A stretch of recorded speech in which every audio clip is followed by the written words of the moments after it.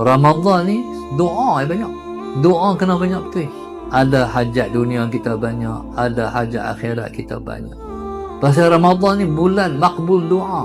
Orang yang berpuasa sampai dia buka puasa, selama itulah 12 jam itulah makbul doa dia. Mana-mana hajat yang masih belum kabul, doakan dalam bulan Ramadan. Ada orang nak pergi berdoa di Mekah, tempat Allah kabul doa ni kadang-kadang pada masa, kadang-kadang pada tempat. Kita tak pergi Mekah, tapi kita masuk bulan Ramadan. Tuhan tu adil. Dah hampa tak pergi Mekah, aku buat ke hampa bulan, hampa berdoa je, makbul. Minta kat Tuhan. Minta pula ni, minta sungguh-sungguh, bukan melawak-melawak, bukan minta lebih-lebih kurang. Teriak tangis, kata bahasa ni. Minta teriak.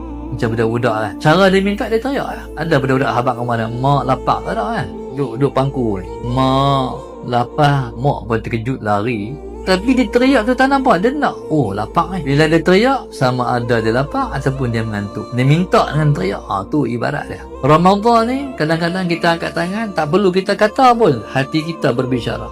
Yang mata turut, cukup lah. Ni bulan Allah kabul doa. Esok hari terakhir, lusa kita puasa, insyaAllah. Doa hati kita lembut.